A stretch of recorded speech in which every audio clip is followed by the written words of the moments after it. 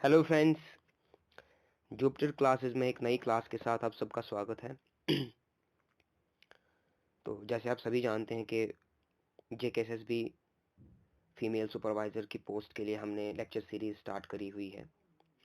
तो इसी कॉन्टेक्स्ट में हमने 2 लेक्चर्स कर दिए हैं पहले ही, जिसमें हमने प्रेजेंट टेंस और पास्ट टेंस को डिस्कस किया। आज की इस क्लास में हम फ्यूचर टेंस को डिस्कस करने जा रहे हैं, ठीक है। तो आगे बढ़ने से पहले कुछ फॉर्मेलिटीज़ जो आमतौर पर करते हैं वो ये कि अगर आप चैनल पे नए हैं तो चैनल को सब्सक्राइब कीजिए, और अगर आप हमारी लेक्चर सीरीज़ की पीडीएफ्स चाहते हैं तो आप हमारे टेलीग्राम चैनल पर जाकर के हमारे टेलीग्राम चैनल को ज्वाइन कीजिए। तो वहाँ पे जाकर के आपको सब लेक्चर्स की पीडीएफ मिलेंगी, ठीक है। इसके अलावा अगर आपने हमारा ऑफिशियल जो ऐप है, एंड्रॉयड एप्लीकेशन है, जो कि आपको प्ले स्टोर से ईजिली अवेल हो जाएगा, ठीक है, उसको डाउनलोड करो, क्योंकि वहाँ पे जाकर के आपको बहुत सारी फैसिलिटीज़ मिलेंगी, जैसे कि फ्री टेस्ट वगैरह, ठीक है। और जो हमने ई बुक वगैरह तैयार करके रखी हुई है, कंटेंट हमने तैयार करके रखा हुआ है, ठीक है। जो भी मटेरियल वगैरह हमने तैयार करके रखा हुआ है फीमेल सुपरवाइज़र के लिए, ठीक है, तो वो भी आपको कम दामों पे वहाँ पे जा कर के मिल सकता है, ठीक है। तो चलो बिना कोई देर किए हुए हम स्टार्ट करते हैं। तो फ्यूचर टेंस मतलब भविष्य काल, ठीक है। तो सबसे पहले जैसे आप जानते हैं कि जो एक टेंस होता है, चाहे प्रेजेंट हो या फिर फ्यूचर हो या फिर पास्ट हो, तो उनकी 4 फॉर्म्स होती ही होती हैं। तो हम स्टार्ट कर रहे हैं सिंपल फ्यूचर से, सिंपल फ्यूचर टेंस, ठीक है। तो simple future tense is a verb tense that is used to talk about things that haven't happened yet, ठीक है। तो सिंपल फ्यूचर टेंस में हम एक ऐसे काम की बात कर रहे होते हैं जो आने वाले समय में शुरू होगा, ठीक है, या जो अभी हुआ नहीं है, होने वाला है आने वाले समय में, ठीक है। तो इस तरीके की एक्टिविटी को डिपिक्ट करने के लिए हम किसका इस्तेमाल करते हैं? सिंपल फ्यूचर टेंस का। एग्जाम्पल के तौर पर आप देख लीजिए, this year Jane will read War and Peace. War and Peace एक बुक है या फिर एक नॉवल है, ठीक है। तो ये बताता है कि इस साल जैन क्या करेगा? वॉर एंड पीस जो नॉवल है उसको पढ़ेगा, ठीक है। यानी कि काम अभी शुरू हुआ नहीं है, ठीक है, आने वाले समय में वो शुरू होगा, ठीक है। आई समझ? तो फ्यूचर सिंपल फ्यूचर टेंस में हम एक ऐसे काम की फिर एक ऐसी एक्टिविटी की बात करते हैं जो आने वाले कल में शुरू होगी, ठीक है। आने वाले कल में वो चीज़ होगी, ठीक है, ये वो एक्टिविटी होगी, ठीक है। एक और एग्जांपल, ये सॉरी, अब देखते हैं कि एक सिंपल फ्यूचर टेंस जो है उसका स्ट्रक्चर कैसे रहता है, या फिर आप सिंपल फ्यूचर टेंस को किस तरीके से बनाएंगे, ठीक है। उसका फार्मूला जो है, फार्मूला सिंपल फ्यूचर टेंस का है subject plus will plus base form of verb, यानी कि वर्ब की पहली फॉर्म प्लस ऑब्जेक्ट या फिर the rest of the sentence, ठीक है। एग्जांपल देख लेते हैं हम इस चीज की। I will learn a new language, I will learn a new language, ठीक है। आई आ गया आपका सब्जेक्ट, विल आ गया आपका जो फॉर्मूले के तहत है, ठीक है। Learn base form of the verb learn, और अ न्यू लैंग्वेज ये आपका ऑब्जेक्ट है या फिर क्या कहते हैं the rest of the sentence है, ठीक है। एक और एग्जांपल देख लीजिए, Kohli will read that book, Kohli उस किताब को पढ़ेगा, पढ़ेगा, ठीक है। कोहली आ गया आपका सब्जेक्ट, विल जो क्या कहते हैं फॉर्मूले के तहत है, ठीक है। Read base form of the verb यानी कि वर्ब की पहली फॉर्म, और दैट बुक ऑब्जेक्ट या फिर रेस्ट ऑफ द सेंटेंस, ठीक है। तो ये था फॉर्मूला या फिर स्ट्रक्चर हमारे सिंपल फ्यूचर टेंस का, ठीक है। अब देख लेते हैं कि इस सिंपल फ्यूचर टेंस की एग्जाम्पल्स और इस्तेमाल किस तरीके से होता है, या फिर किन किन चीज़ों के लिए, किन किन एक्टिविटीज़ को डिपिक्ट करने के लिए आप इसका इस्तेमाल कर सकते हैं। तो सबसे पहले हम देख लेते हैं इंस्टेंट और स्पॉन्टेनियस डिसीजंस, ठीक है। जो यकायक होने वाली चीज़ें हैं, या फिर जो यकायक आपको डिसीजन ले या क्लक्ट कोई डिसीजन ले, ठीक है, इंस्टेंट, उस तरीके की चीज़ों को दिखाने के लिए, दर्शाने के लिए आप सिंपल फ्यूचर टेंस का इस्तेमाल करेंगे। एग्जाम्पल इस पॉइंट की या फिर इस इस्तेमाल के एग्जाम्पल, आई एम हंग्री, मैं भूखा हूँ। I think I will make a sandwich, ये कंप्रेस्ड फॉर्म है विल की, आई और विल को हमने कंप्रेस करके आयल कर दिया है, ठीक है। I am hungry, I think I will make a sandwich. Future prediction based on believe. अब देखिए, बिलीव पे बेस्ड जो भी फ्यूचर प्रिडिक्शंस होंगी उनको डिपिक्ट करने के लिए आप सिंपल फ्यूचर टेंस का ही इस्तेमाल करेंगे। जैसे आई एम श्योर, मैं श्योर हूं that you will pass the test. ठीक है, I am sure that you will pass the test. Promises, आप प्रोमिसेस भी जब करेंगे वो सिंपल फ्यूचर टेंस में ही करेंगे। I won't tell anyone your secret, I won't tell anyone your secret. ठीक है, ये वोंट जो है ये है विल और नॉट का कंप्रेस्ड फॉर्म। ठीक है, I subject, will plus not, tell आ गया आपका वर्ब, वर्ब की पहली फॉर्म या फिर base form of the verb, और एनीवन योर सीक्रेट आ गया the rest of the sentence. ठीक है, offers, I will carry your bags for you. ठीक है, request, will you tell Henry I called. Threats, if you do that again I will tell your mum. ये आ गया आपका simple future tense, I will tell mum. ठीक है, future facts, future facts, I will be back later tonight. ठीक है, I will be back later tonight, आप इस पे ध्यान दीजिए, I will be back, I will be back. ठीक है,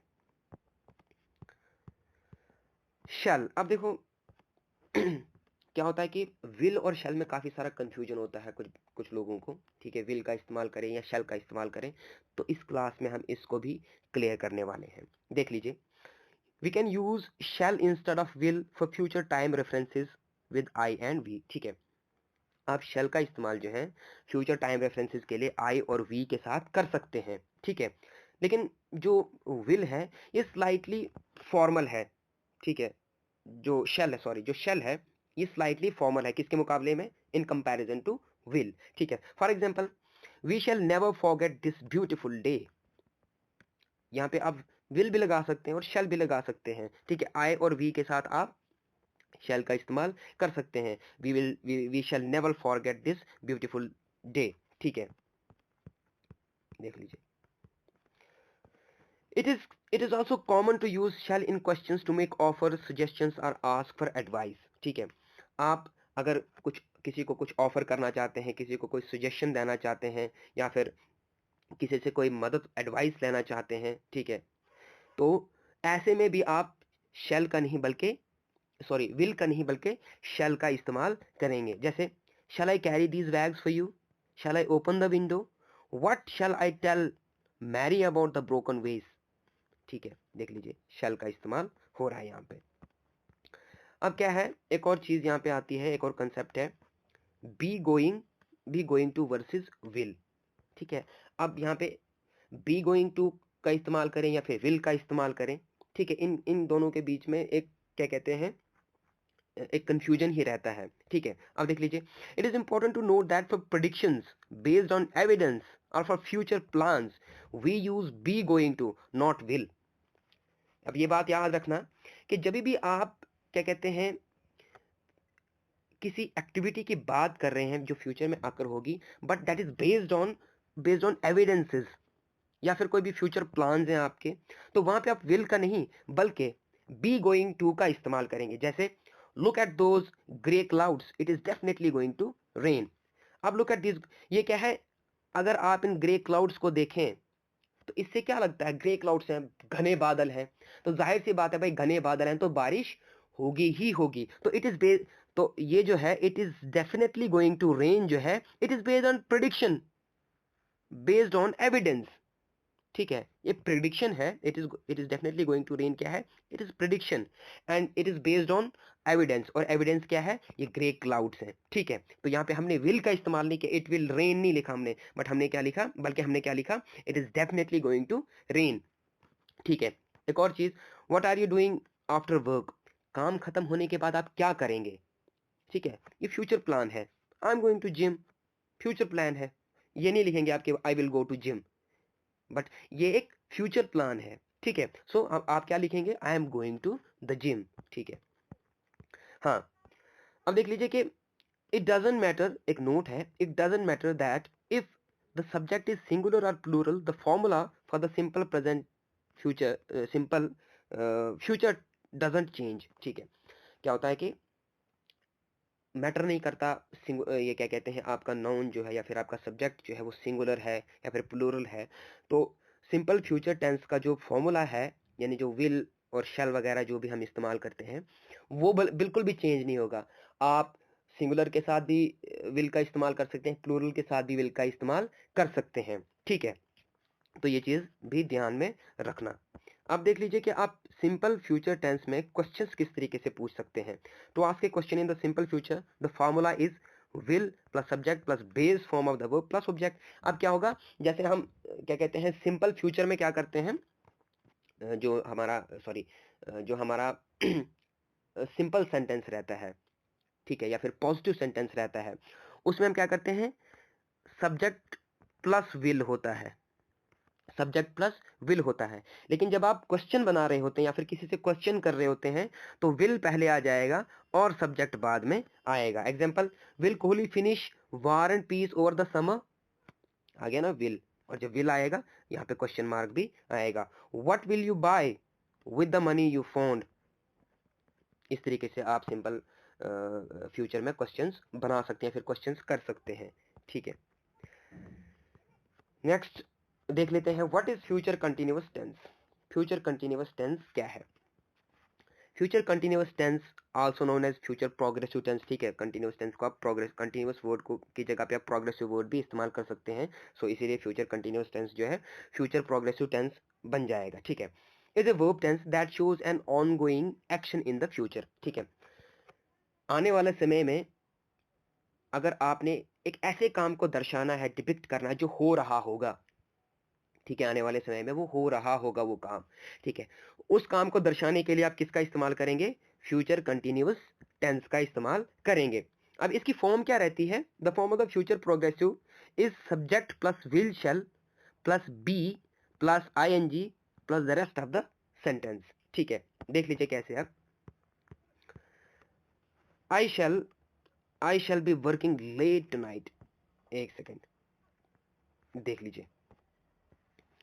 आई आ गया आपका सब्जेक्ट, विल और शेल की जगह पे हमने शेल कर दिया इस्तेमाल, बी प्लस इन, आईएनजी वाली फॉर्म जो वर्ब की होती है, यानी कि आईएनजी फॉर्म वर्ब की बेस फॉर्म प्लस आईएनजी, ठीक है, working late night the rest of the sentence, ठीक है। ये है आपका future continuous tense. I shall be working, मैं I shall be working late tonight, मैं आज रात देर तक काम करने वाला हूँ, या आज रात में देर तक काम कर रहा हूँगा, ठीक है। I shall be working late tonight, ठीक है। I will not be working late tonight, ये आ गया इसका नेगेटिव सेंटेंस। अब ये आ गया इसका question interrogative, shall I be working late tonight, ठीक है। देखिए आई शैल बी, तो हमने शैल को पीछे लाया और आई बी जो भी सेम रहा, ठीक है।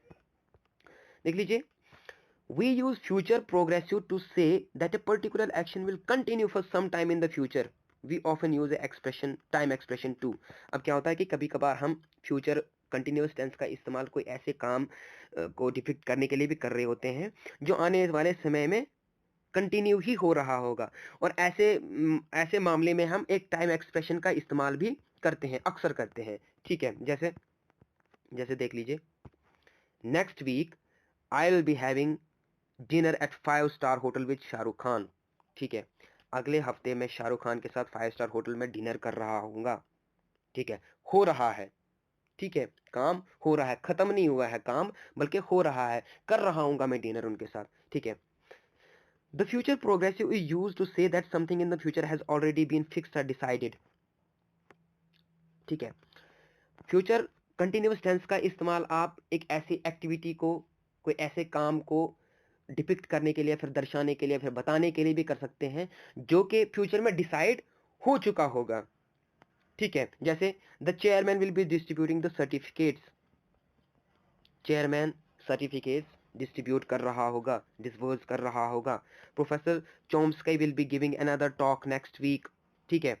ये जो है ऑलरेडी फिक्स हो गए हैं, ठीक है। The chairman will be distributing certificates, यानी कि सर्टिफिकेट्स डिस्ट्रीब्यूट कर रहा होगा, ठीक है, ये पहले ही तय हो गया है, ठीक है, फिक्स हो गया, डिसाइड हो गया है। तो ऐसे ऐसे काम को या फिर ऐसी एक्टिविटी को, ऐसी चीज को डिपिक्ट करने के लिए, दिखाने के लिए, जो कि फ्यूचर में डिसाइड हो चुकी होगी, ठीक है, तो उसको भी डिपिक्ट करने के लिए, ऐसी चीज को डिपिक्ट करने के लिए भी आप फ्यूचर प्रोग्रेस या फिर फ्यूचर कंटिन्यूअस टेंस का इस्तेमाल करेंगे। ठीक है, अब देख लीजिए, although the future continuous tense is often confused with the simple future tense, क्या होता है कि मतलब बोलते हैं कि भले ही आप, क्या होता है कि फ्यूचर कंटिन्यूअस टेंस को हम सिंपल फ्यूचर टेंस के साथ थोड़ा सा क्या कहते हैं मिक्सअप कर देते हैं, लेकिन इन दोनों के बीच में एक की डिफरेंस है, कुछ की डिफरेंसेस हैं। ठीक है, वो क्या है?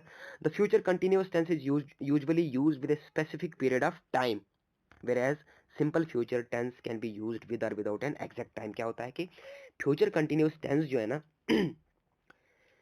इसका इस्तेमाल जब भी आप करेंगे तो आप इसका इस्तेमाल एक स्पेसिफाइड पीरियड ऑफ टाइम के साथ करेंगे, लेकिन सिंपल फ्यूचर टेंस के मामले में ऐसा नहीं है।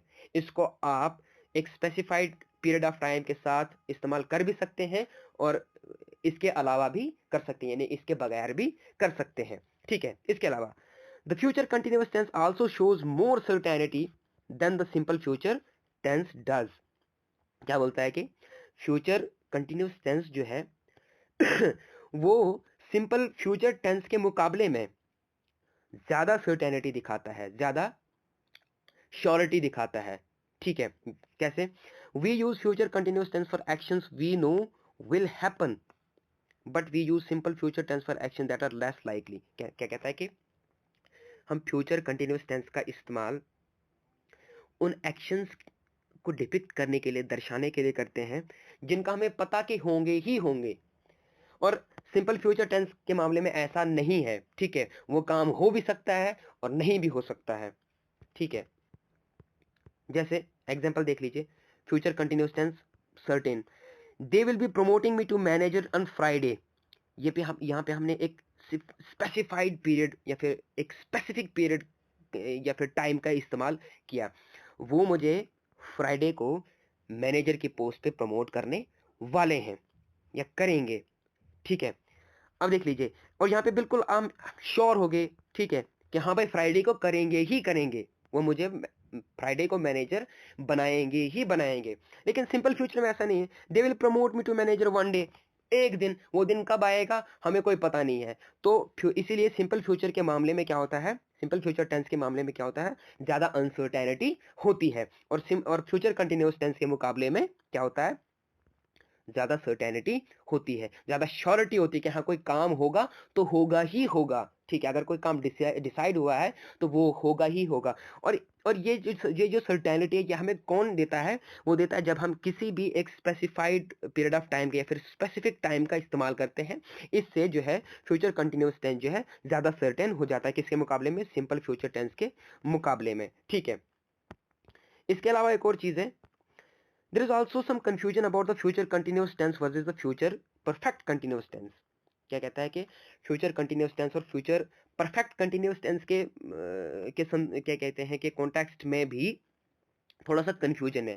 Keep in mind that future continuous tense is for actions taking place over a specific period of time in the future. एक सेकेंड,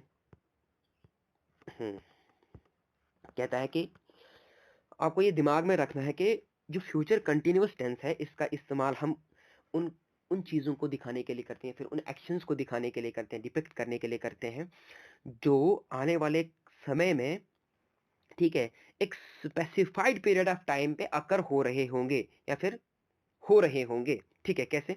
लेकिन जो फ्यूचर परफेक्ट कंटिन्यूअस टेंस है, it is for actions that are ongoing into future but lack a specified end date. लेकिन अब future continuous tense और future perfect continuous tense में क्या difference है? इनमें ये डिफरेंस है कि ये फ्यूचर कंटिन्यूअस टेंस एक ऐसा काम दिखा रहा है जो एक स्पेसिफाइड पीरियड ऑफ टाइम में हो रहा होगा, लेकिन फ्यूचर परफेक्ट कंटिन्यूअस टेंस जो है वो एक ऐसा ऑनगोइंग एक्शन दिखाएगा फ्यूचर में जो कि एक स्पेसिफाइड एंड डेट के साथ नहीं होगा। ठीक है, एक सेकेंड देख लीजिए, future continuous tense, I will be working as a sales assistant from November to December, from November to December. अब नवंबर टू दिसंबर में भाई 30 दिन आते हैं या फिर 31 दिन आते हैं। ठीक है, अब नवंबर से लेकर के दिसंबर तक अब नवंबर में करेगा खत्म या फिर दिसंबर में होगा खत्म, यानी कि वो एक सेल्स एक बंदा है, ठीक है, वो बता रहा है कि I will be working as a sales assistant from November to December. मैं नवंबर से दिसंबर तक सेल्स असिस्टेंट का काम कर रहा हूँगा, ठीक है। यहाँ पे क्या है, एक स्पेसिफाइड टाइम है, यहाँ पे एक स्पेसिफाइड टाइम है, नवंबर से लेकर के दिसंबर तक, ठीक है, नवंबर से लेकर के दिसंबर तक 1 महीने, ठीक है। अब फ्यूचर परफेक्ट कंटिन्यूअस टेंस में देख ली, in December I will have been working as a sales assistant for a year. दिसंबर में क्या है, यहाँ पे क्या है, यहाँ पे खत्म हो गया है काम, ठीक है, नवंबर से लेकर के दिसंबर तक ही वो काम करेगा। लेकिन यहाँ पे क्या बता रहा है, in December future perfect continuous tense में क्या है, I will have been working as a sales assistant for a year, ठीक है। दिसंबर में मैं एज अ सेल्स असिस्टेंट जो है 1 साल से काम कर रहा हूँगा, ठीक है। लेकिन वो बंद कर देगा या नहीं कर देगा ये हमें पता नहीं है, हो सकता है वो आगे कंटिन्यू भी करे। लेकिन यहाँ इस फ्यूचर कंटिन्यूअस टेंस के मुकाबले में क्या है, खाली नवंबर से दिसंबर तक ही करेगा, यानी कि नवंबर या फिर दिसंबर में, इस महीने में जो है, इन 2 महीनों में जो है वो काम खत्म कर चुका होगा एज अ सेल्स असिस्टेंट, ठीक है। हाँ, देख लीजिए, like all other continuous tenses, you cannot use future continuous tense with stative verbs like want, need, love or hate। stative verbs क्या होते हैं, जिनसे एक, यानी कि जिनसे कोई एक्टिविटी ना हो, फिजिकल एक्टिविटी ना हो।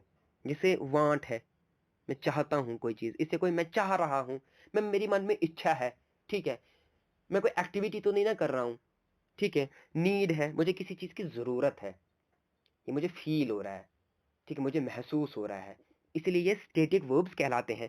तो स्टैटिक वर्ब्स के मामले में अगर देखा जाए तो आप फ्यूचर कंटिन्यूअस टेंस का इस्तेमाल नहीं करेंगे, बल्कि सिंपल फ्यूचर टेंस का इस्तेमाल करेंगे, ठीक है। देख लीजिए, और एग्जांपल के तौर पर देख लीजिए, अगर हम स्टैटिक वर्ब को फ्यूचर कंटिन्यूअस टेंस में इस्तेमाल करेंगे तो क्या होगा, I will be needing help with the repairs tomorrow.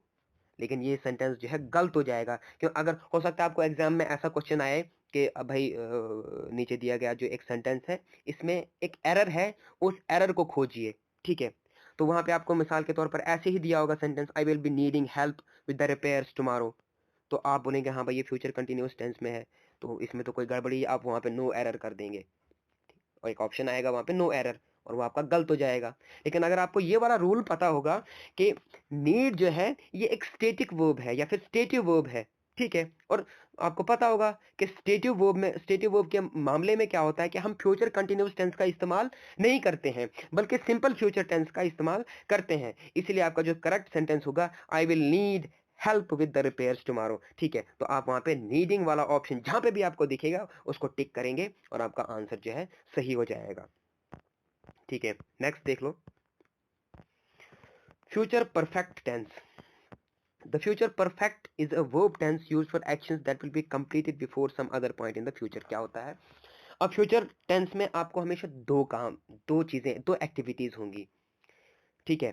जो पहली एक्टिविटी होगी उसको हमेशा दूसरी एक्टिविटी के संदर्भ में दिखाया जाएगा, कॉन्टेक्स्ट में दिखाया जाएगा, या फिर उसके रेफरेंस में दिखाया जाएगा, ठीक है। यानी कि फ्यूचर परफेक्ट टेंस में क्या होगा, आप एक ऐसे एक्शन की या फिर एक ऐसे काम की, एक ऐसी एक्टिविटी की बात कर रहे होंगे, ठीक है, जो एक एक दूसरी एक्टिविटी या फिर एक दूसरे काम के होने से पहले पहले ही खत्म हो गई होगी। जैसे सबसे पहले फॉर्मूला देखते हैं, फिर एक से एग्जांपल देखेंगे हम। इसका फॉर्मूला है subject plus will plus have plus verb की third form plus the rest of the sentence, ठीक है। एग्जांपल देख लो, आप the parade will have ended by the time Virat gets out of bed. देख लीजिए यहाँ पे दो काम है, the parade will have ended by the time Virat gets out of bed.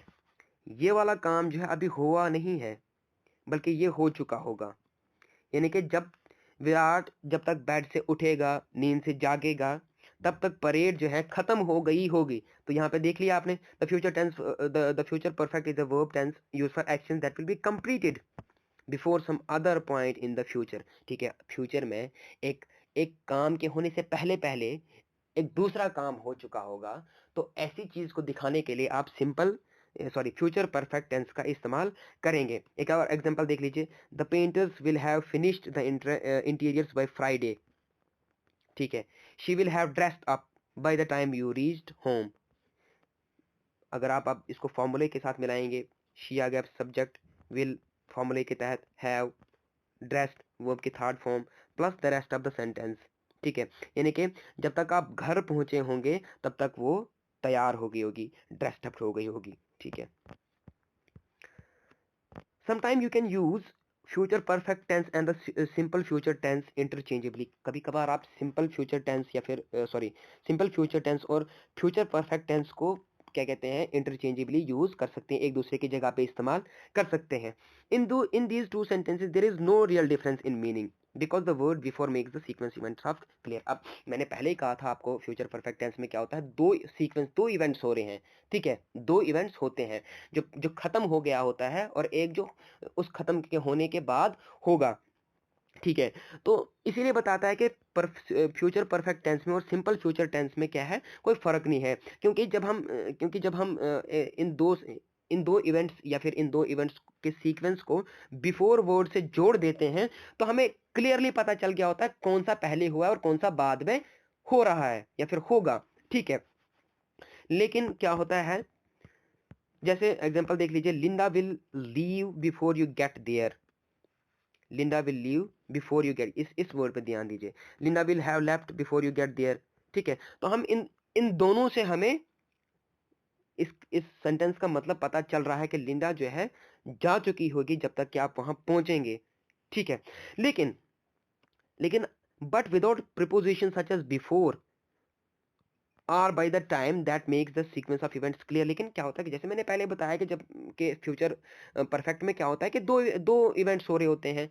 ठीक है, और उनको सीक्वेंस वाइज हम बयान कर रहे होते हैं और उस सीक्वेंस को जोड़ता है हमारा बिफोर, और उससे हमें पता चलता है कौन सा पहले हो रहा है, कौन सा पहले हुआ है और कौन सा उसके बाद होगा। लेकिन अगर आप एक ऐसा सेंटेंस यूज कर रहे हैं जिसमें आप बिफोर का इस्तेमाल या फिर बाय द टाइम का इस्तेमाल नहीं कर रहे हैं, तो ऐसे में आप जो है you need to use future perfect to show what happened first. तो वहां पे आप जो है फ्यूचर परफेक्ट टेंस का इस्तेमाल ही करेंगे। जैसे देख लीजिए, at 8 o'clock Linda will leave. At 8 o'clock Linda will leave, इसका मतलब ये कि Linda will wait until 8 o'clock। ठीक है, देख लीजिए कितना डिफरेंस आएगा, जब मैं नेक्स्ट सेंटेंस पढ़ूंगा तो कितना डिफरेंस आएगा मीनिंग में। इसका मतलब क्या है, लिंडा जो है 8 बजे तक इंतजार करेगी जाने का। ठीक है, लेकिन अगर आप इस तरीके से इस्तेमाल करें, at 8 o'clock Linda will have left sorry, will leave और विल हैव लेफ्ट, ये आ गया आपका सिंपल फ्यूचर और ये आ गया आपका परफेक्ट। ठीक है, फ्यूचर परफेक्ट और सिंपल वाला फ्यूचर। इसका मतलब है this means Linda will leave before 8 o'clock। देख लीजिए एक वर्ड के इस्तेमाल करने से कितना फर्क आया।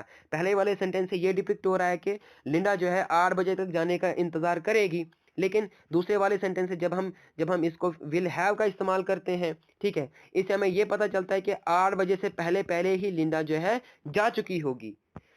ये तो था इस्तेमाल भाई फ्यूचर परफेक्ट टेंस का। अब फ्यूचर परफेक्ट टेंस का आप इस्तेमाल कब नहीं करेंगे। The future perfect tense is only for actions that will be completed before a specified point in the future. In other words, the action you are talking about must have a deadline. If you don't mention a deadline, use the simple future tense instead of the future perfect tense. ठीक है, क्या बोल रहा है कि क्या कहते हैं, फ्यूचर परफेक्ट टेंस का इस्तेमाल आप एक ऐसे काम को डिपिक्ट करने के लिए या फिर एक ऐसे एक्शंस को दिखाने के लिए करते हैं, ठीक है, जो कि एक स्पेसिफाइड पॉइंट ऑफ टाइम से पहले पहले ही कंप्लीट हो गया होगा फ्यूचर में। ठीक है, यानी कि एक काम के होने की एक आपके पास एक डेडलाइन होनी चाहिए। लेकिन अगर आप उस डेडलाइन को मेंशन नहीं करते हैं तो ऐसे में आप फ्यूचर परफेक्ट टेंस का इस्तेमाल नहीं करेंगे बल्कि सिंपल फ्यूचर का इस्तेमाल करेंगे। जैसे जैसे करेक्ट है, लिंडा विल लीव, यहाँ पे आप कोई भी डेडलाइन या फिर कोई भी टाइम रेफरेंस नहीं दे रहे हैं। लिंडा विल लीव इनकरेक्ट है, लिंडा विल हैव लेफ्ट। ठीक है, तो ये गलत हो जाएगा अगर आप जो है क्या कहते हैं, अगर आप टाइम रेफरेंस नहीं देंगे या फिर एक डेडलाइन नहीं देंगे। तो ऐसे में अगर आप क्या कहते हैं फ्यूचर परफेक्ट टेंस का इस्तेमाल करेंगे, जो कि ये है, फ्यूचर परफेक्ट टेंस है, तो ऐसे में आपका सेंटेंस गलत हो जाएगा। तो आपको ये ध्यान रखना है कि अगर मैं डेडलाइन नहीं दिया हूँ, या फिर अगर आपको पेपर में भी ऐसा क्वेश्चन आ जाए, एक ऐसा सेंटेंस आ जाए जिसमें क्या कहते हैं, एक डेडलाइन नहीं दी होगी किसी काम की, तो वहां पर ध्यान रखना कि वहां पे आप कि उसको फ्यूचर परफेक्ट टेंस में नहीं करना, बल्कि सिंपल फ्यूचर में ही करके आना। अब देख लेते हैं हम future perfect continuous tense. The future perfect continuous tense is a verb tense that describes actions that will continue up until a point in the future। क्या कहता है, फ्यूचर परफेक्ट कंटिन्यूअस टेंस एक ऐसा टेंस है जिसमें एक ऐसा काम दिखाया जाएगा, एक ऐसा एक्शन दिखाया जाएगा जो आने वाले कल में हो रहा होगा, लेकिन यहाँ पर भी एक टाइम दिया होगा। इसका इस्तेमाल भी हम एक टाइम के प्रेफरेंस में ही करेंगे। वो कैसे करेंगे? When we describe an action in future perfect continuous tense, we are projecting ourselves forward in the time and looking back at the duration of that activity। ठीक है, क्या होता है जब हम फ्यूचर परफेक्ट कंटिन्यूअस टेंस का इस्तेमाल करेंगे ना, तो हम क्या कर रहे होते हैं, हम अपने आप को टाइम से आगे प्रोजेक्ट कर रहे होते हैं। क्योंकि अभी हम प्रेजेंट में बात करेंगे ना, तो अभी वो काम हुआ है, हुआ भी नहीं है, तो उसके काम के शुरू होने से पहले ही हम एक और टाइम की बात कर रहे हैं। ठीक है, अपने आप को उससे भी आगे प्रोजेक्ट कर रहे हैं, और उस प्रोजेक्शन में जाकर के जो पीछे काम हुआ हो रहा होगा उसकी बात करते हैं। ठीक है, और ये जो एक्टिविटी, ये जिस काम के बात करेंगे, हो सकता है पास्ट में शुरू होगा, या फिर अभी शुरू होगा, या फिर आने वाले कल में शुरू होगा। ठीक है, इन तीनों चीज़ों के एग्जाम्पल या फिर इन तीनों पॉइंट्स के एग्जाम्पल्स नीचे दिए हुए हैं। सबसे पहले आप इसका स्ट्रक्चर देख लीजिए। इसका स्ट्रक्चर क्या रहेगा?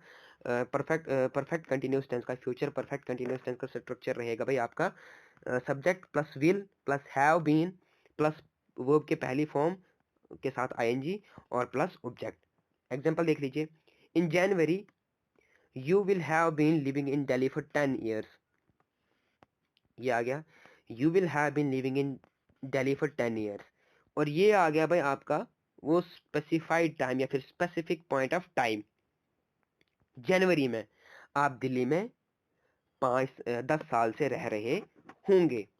ठीक है, ठीक है। अब देख लीजिए, ये जो मैंने ऊपर आपको 3 चीज़ें बताई थी कि पास्ट में शुरू हो सकता है, प्रेजेंट में शुरू हो सकता है, फिर फ्यूचर में देख लीजिए।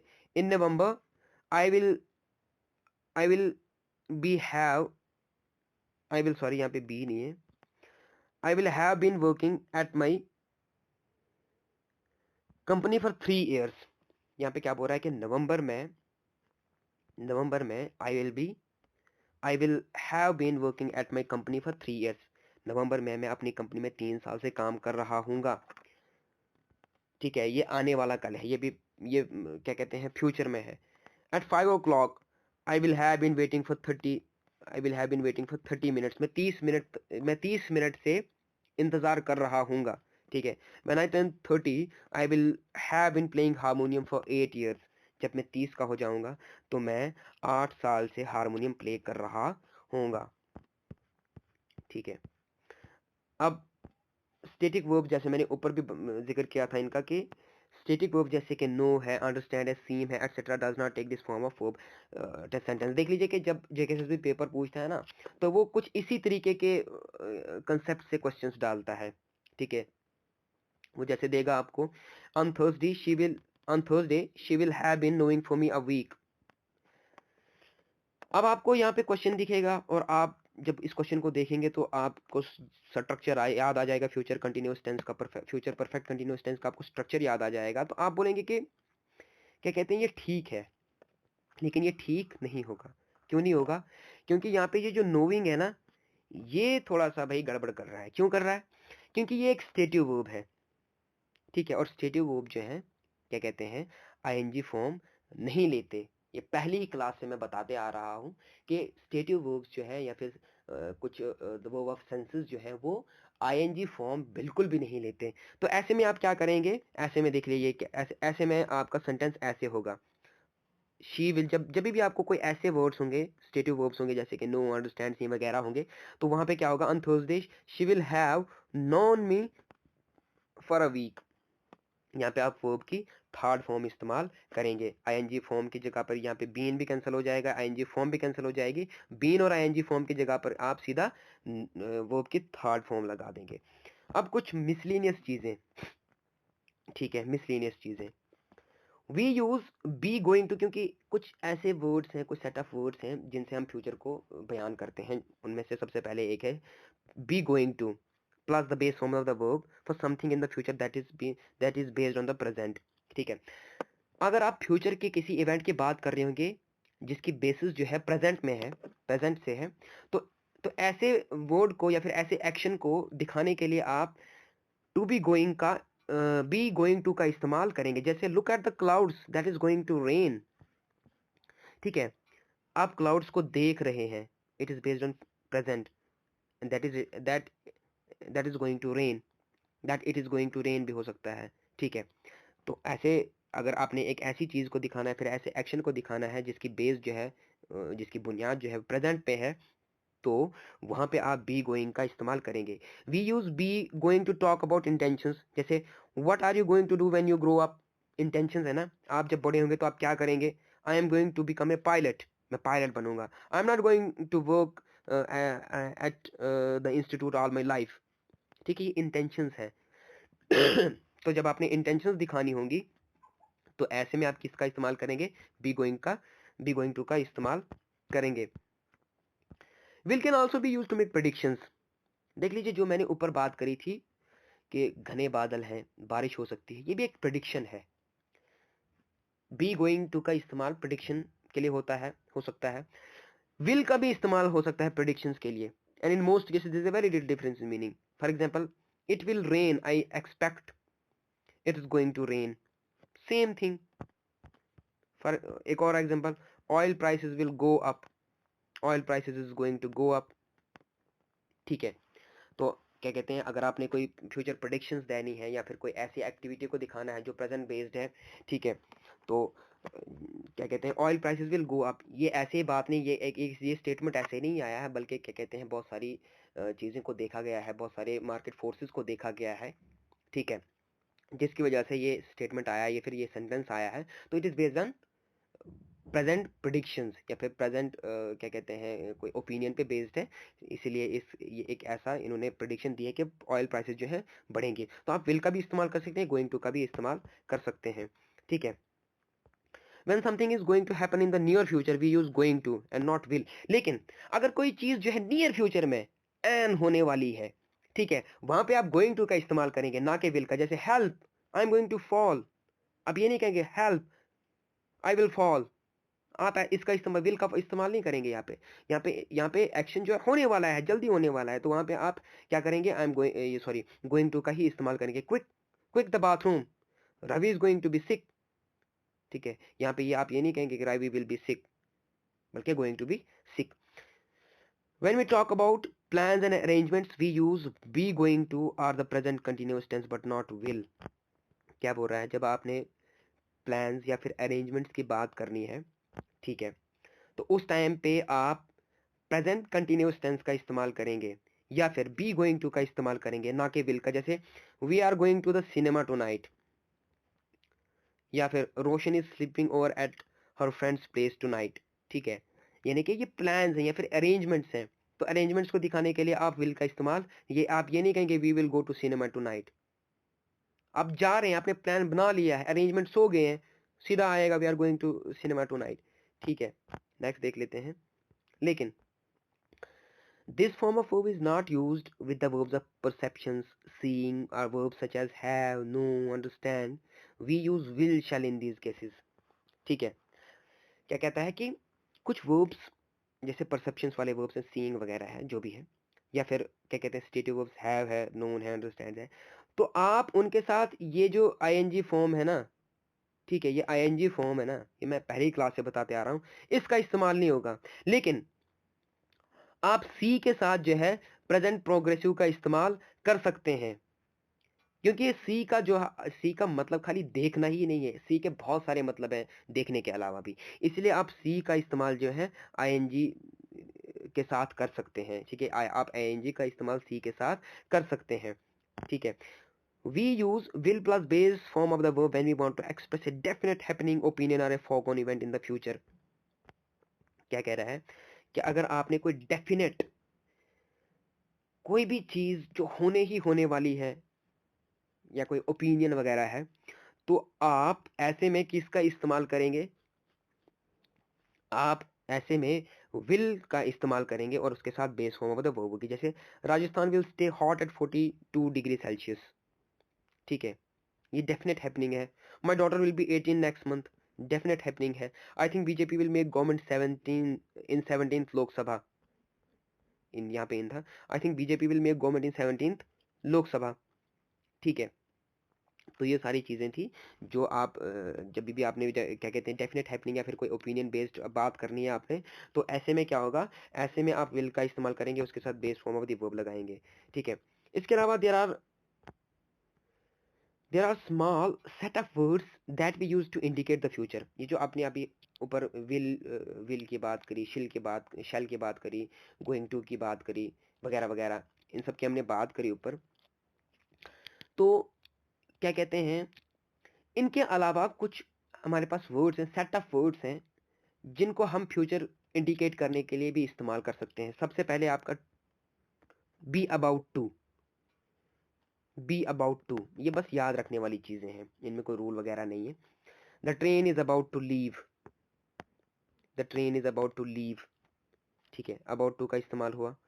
B on the point of, he was on the point of singing the contract, sorry, he was on the point of signing the contract when he looked up and saw the old man shaking his head vigorously. Be due to, the train is due to arrive at 10:10. तो ये थे कुछ concepts related to tenses, ठीक है। Next class में हम करने जा रहे हैं कि हम नेक्स्ट क्लास में हम करेंगे जम्बल्ड सेंटेंसेस, ठीक है, जम्बल्ड